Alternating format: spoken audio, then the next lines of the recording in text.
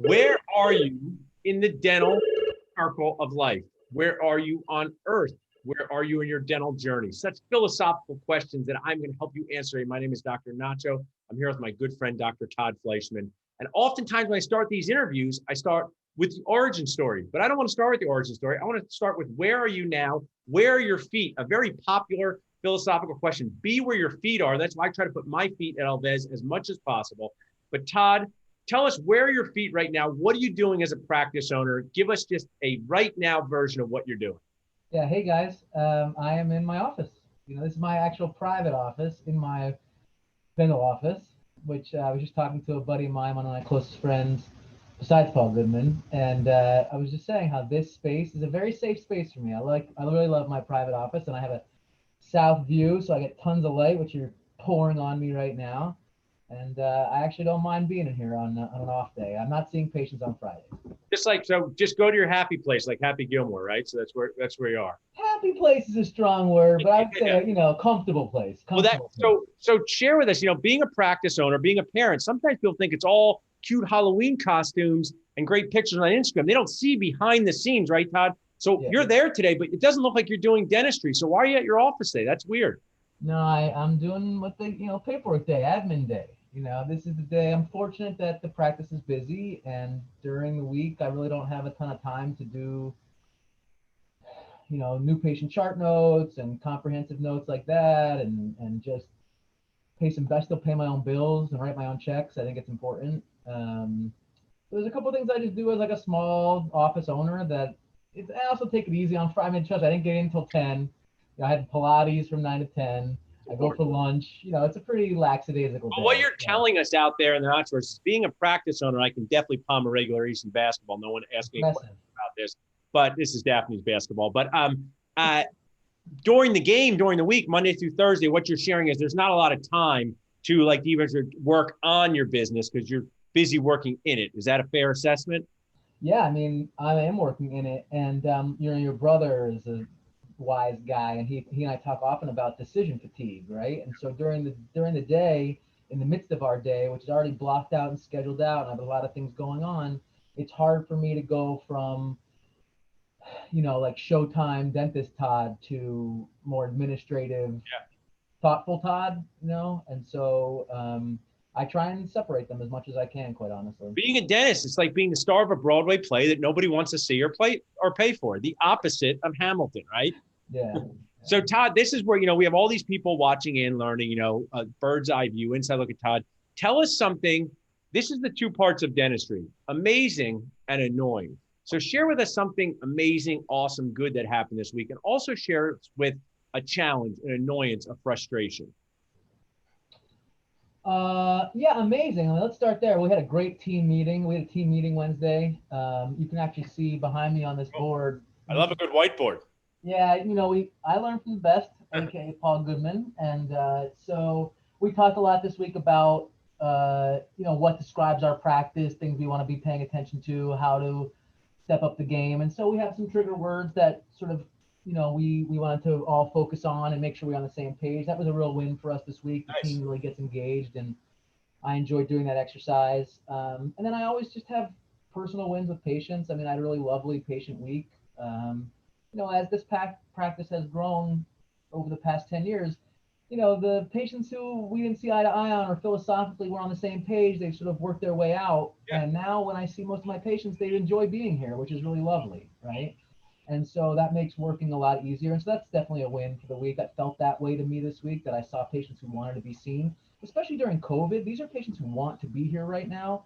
And those are patients who should be rewarded for that and really need to understand from us that we're thankful for them being here. When I leave an operatory after a hygiene check, I say, thank you for their support. Hold on. I have a hygiene check. So I have a good example. This is it. Hey, you, right? Looking for you to check hygiene. I turned this guy on how to turn him off.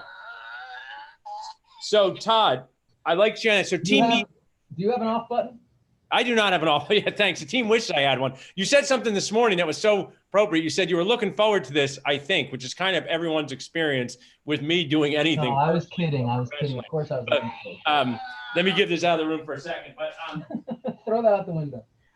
What I wanted to ask you was team meetings. When did you incorporate that? Because some dentists say I don't have time for team meetings, or it's not worth the wasted productive time. Why are team meetings so important to the TAF team?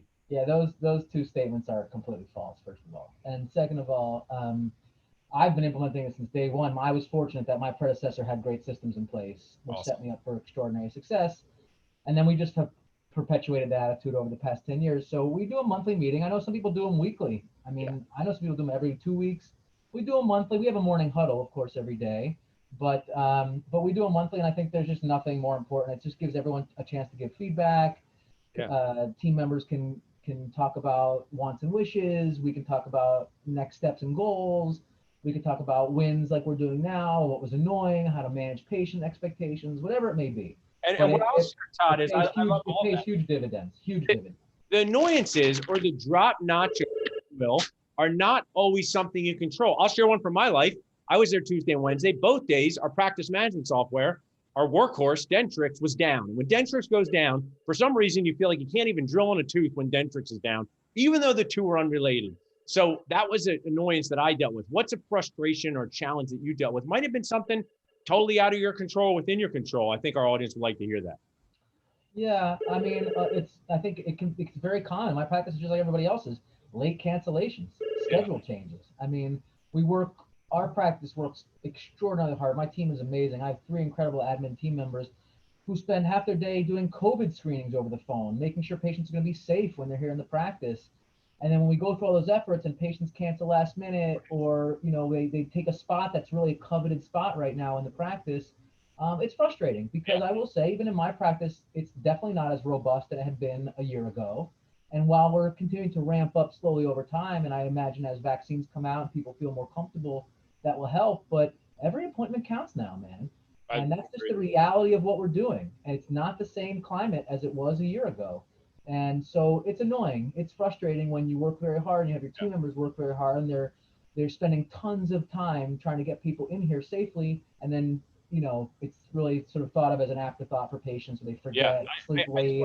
We had some of those. Ariel was working in our office this Wednesday because she wants to spend as much time with me as possible, like most people. Mary's on the call, her too. She gets experience that, and she sees stuff drops out of the schedule, and that is a frustration. Now, a couple of things I want to share. If you text TAF to this number, you can win one of the sweatshirts that we're wearing. Todd will autograph. This is an exclusive. I want to know. Yeah. I want everyone to understand. These are friends and family only so far. I like that. But I did say to Doc Nacho that I'm happy to give one away because I like that. You can be part of your autograph it. I like that, Todd. So we're going to get to ideas that I've given you that you love. It's a long list, but not yet. Before we do this, I want you to share. So Super Dentist Boost is coming up. You're going to be a speaker. You are also someone who I admire for taking so much CE over the years. Talk to me a little. What are you going to be talking about at Super Dentist Boost with Smile Transformations? And just tell us what you've learned through taking more virtual CE, both as a speaker and a participant.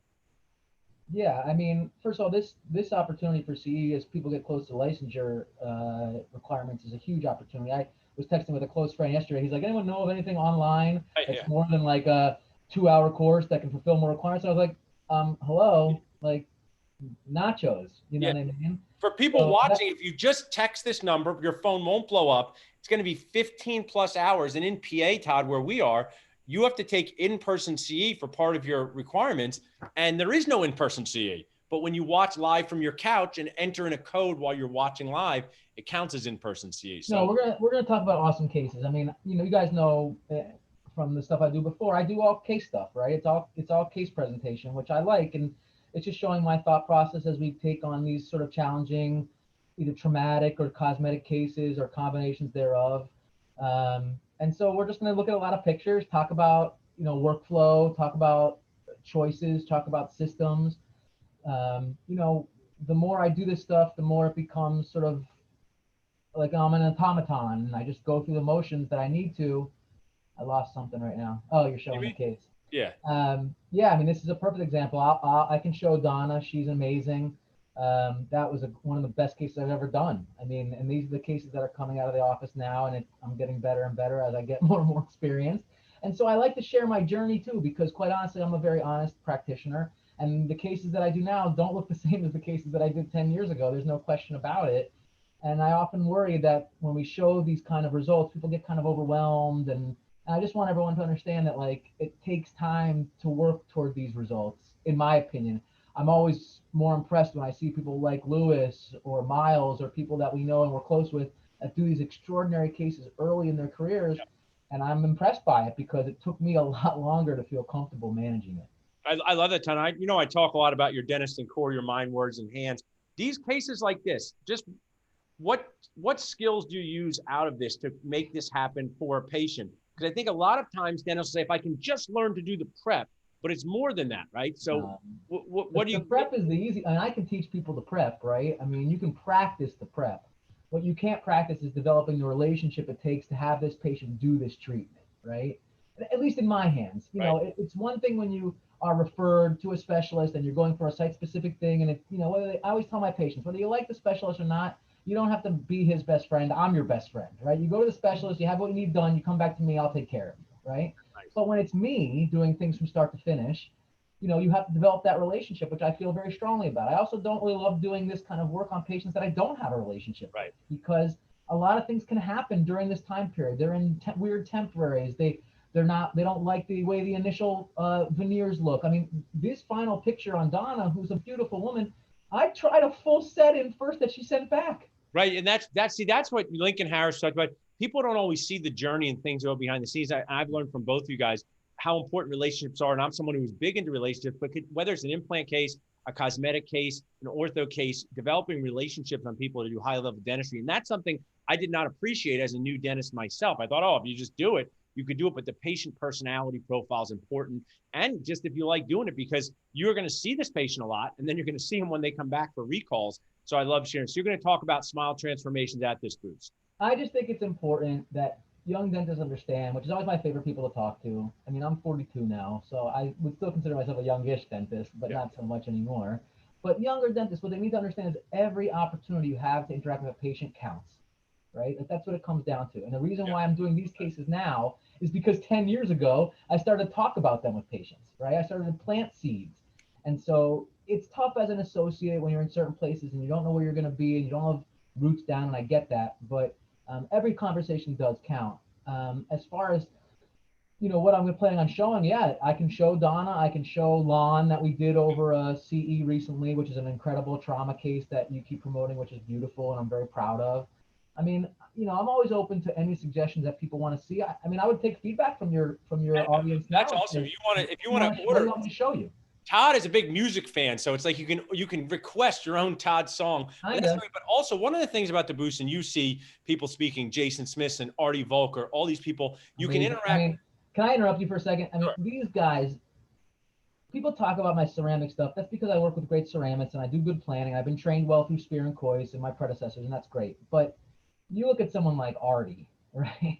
I mean, these guys are next level practitioners. Jason, next level practitioners. The opportunity to learn from these guys in this forum amongst us normal dentists, I think is spectacular. Like I said, and you can ask questions during this. You earn live seat, and I'm really trying to create, Todd, for this because I'm a big fan of the New Dentist Boost Camp and the Dentistry Boost. I'm trying to create the energy of everyone watching in live. It's not really about getting the recording and watching on your own time. It's about, this is our festival, this is our thing. Block out the time from your office, sit on your couch and watch this. Go on your Peloton and watch this. Walk around and watch this. This is our community, right? Yeah. Like, we have an opportunity here to continue to build something amongst like-minded individuals who, as you often say, want to be here, right? This is a platform that you're incredibly courteous and generous to offer people. And if people want to subscribe to it and be a part of it, then I think it's really lovely, because this is a community where we want to share with each other. None of us think that we're God's gifts. We're not touring the country. We're not trying to push extraordinary things toward people. We're not being in your face about it. We just want to try and share this kind of information amongst like-minded individuals. I love it. And also, Jeff Goodman's not here, so I can talk about him behind his back as being one of the best Peloton riders in the United States. True story.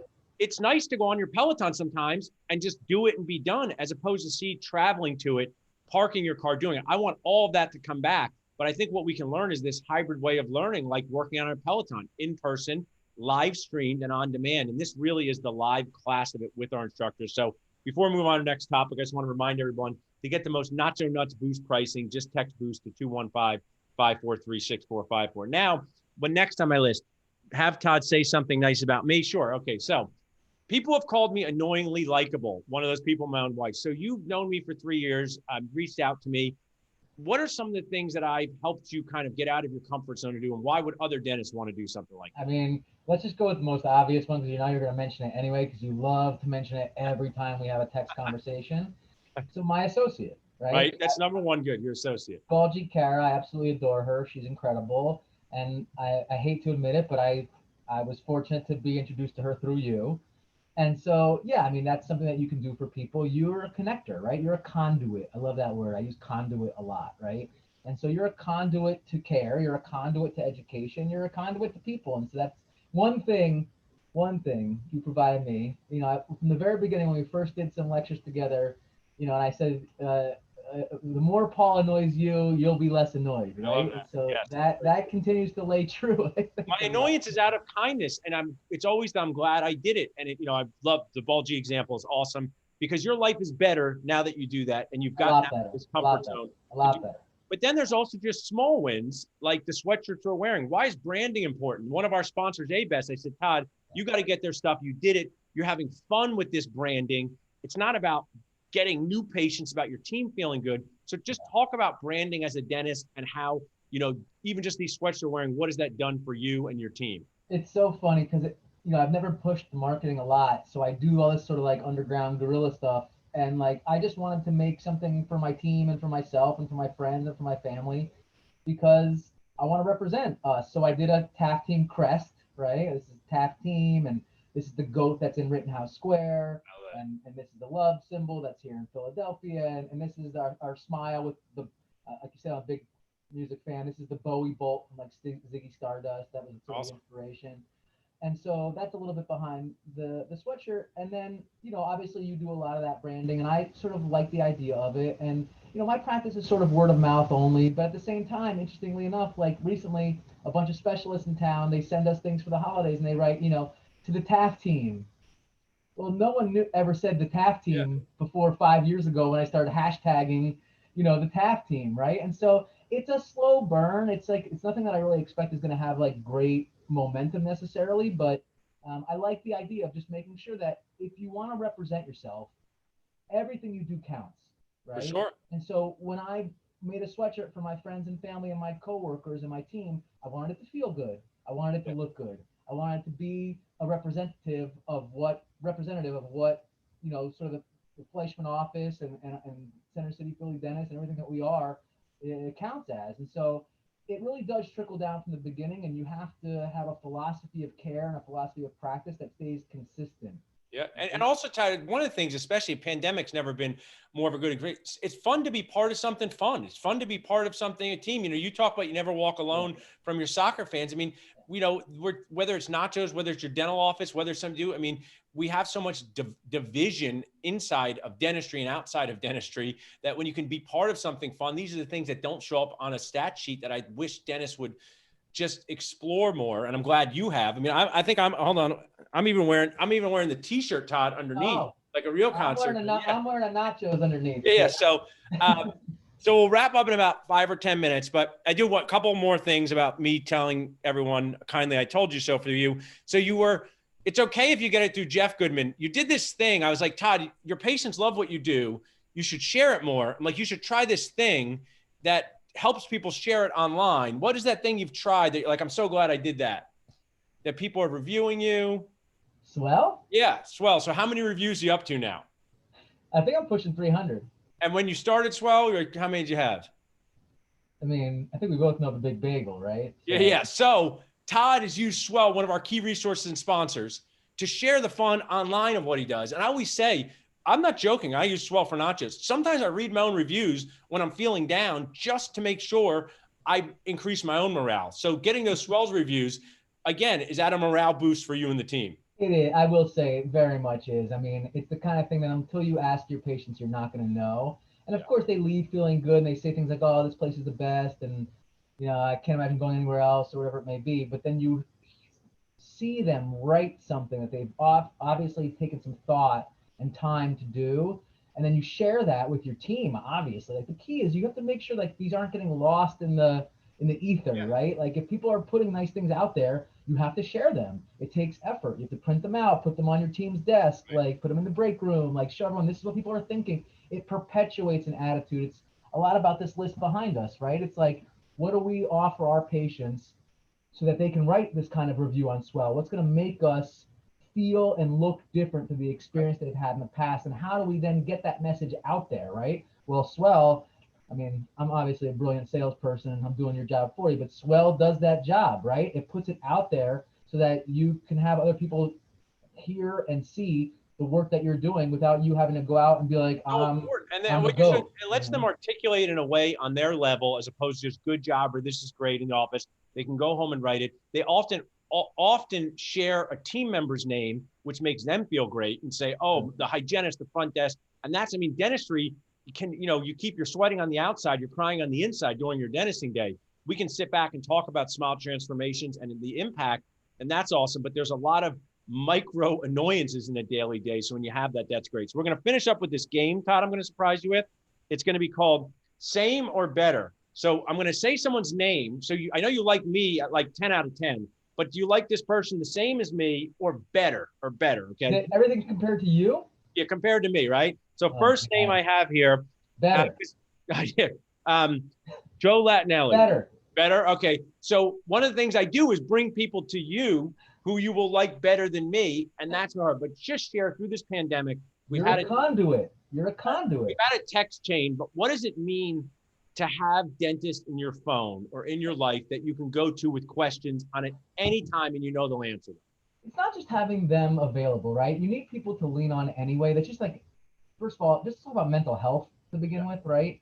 I mean, I'm a huge proponent of therapy. I'm a huge proponent of talking things out. I mean, I'm a sensitive dude to begin with. So like for me, to have people you can lean on, and by the way, people that you trust so much, that you're so close to in this group that we have, that even if you're annoyed by the things they say or you disagree with them completely or you want to call them shitheads, excuse me, or whatever, they still take it and we move on, right? Like if you don't all have to agree on the same thing to have support. That's not what support means. Support means that even if we disagree, we still care about each other. We still have a choice to lift each other up. And even if we're not making the same decisions, we can still be supportive, right? That's really important. Emotional time. You sometimes circle back and say, man, I reacted strongly to this one thing, but it really made more sense than I thought. So let's say you're a dentist and you don't have this network and you say, I want to build it, right? What are some ways, some things I would say is interact more on social media in a fun way. What are some ways you think a dentist could build this network, especially during a pandemic? I mean, I know you're a big social media guy and I respect it, and I am too, but I would say social media to be, as you well know, a little bit conscious of, because there are so many people coming from so many different angles that you can get a little bit wrapped up in if there's a negative choice, you might take it a bit personally. So social media is one option. I would say as a better option, and the option that I used before social media because we were older, is actual, and I know it's tougher during COVID, but it's going to end at some point, is the actual physicality of face-to-face meeting your colleagues, going to events, or actually sort of understanding who in your community do you already respect, whose work have you seen, what specialists do you think are doing fabulous work. Call them on the phone. Introduce yourself. Ask them how you might be able to learn from them. What can you show me? How can we find a way to develop a relationship? My closest specialists here in Philadelphia who I lean on significantly are also some of my best friends now, because you just can't help but develop a bond amongst each other when you're having a similar philosophy of care. It's just the way it goes. I want to interrupt you for a second because I think what you're saying is great. When I say social media, I sometimes think of Dental Nacho's Facebook group as the crazy Alves, a lot of stuff going on, but there's small restaurants. Go on Instagram and reach out to someone who's doing cool stuff. There's so much information. And that, when I say that's social media too. So I don't mean necessarily get into arguments about PFMs versus zirconia, but I'm saying you can use Instagram, and people like to be asked about, hey, how did you do a case like that? Or how did this work out for you? And I just think if we do more of that, that's awesome. So I'll wrap up. I will say, I saw, just to interrupt, I saw a great post recently, by a really high level clinician, really next level, like the Michelangelo of dentistry. And he's like, I just want to have people stop asking me what I used here and ask me why I used it. I like that. Right. Yeah. And like, honestly, he's right. Like, it's not just about what composite he used, because I can guarantee I can use the same composite he uses and not get the same result he does, right? Yeah. And people can use the same ceramist I use. People always ask me, oh, who's your ceramist, Todd? That's great, but it won't matter who my ceramist is if you don't understand the theory, right? For sure. And so that's a big part of it. I love that part of it. And, as we wrap up with mentoring, Miles has been such a great part. We do Manny from the boost camps, the Ball Jeets, and there's so many great people out there. Brandon, yes, all the guys. If you were 2 or 3 years out of school, like these guys, and they're doing great things, or these awesome female dentists too, incredible. What treatment plan would you give them to grow towards practice ownership? What are some things that you would have them do? Say, hey, these are some good steps for your checklist. And I can share some of my own. I mean, one of mine would be to consume as much about this topic as possible before you make the decision. It's not as easy as switching labs or changing your implant system. It's a once decision. And maybe you can even just kind of talk about your own experience of how you're sitting in that practice today to bring it full circle and what you did to get there.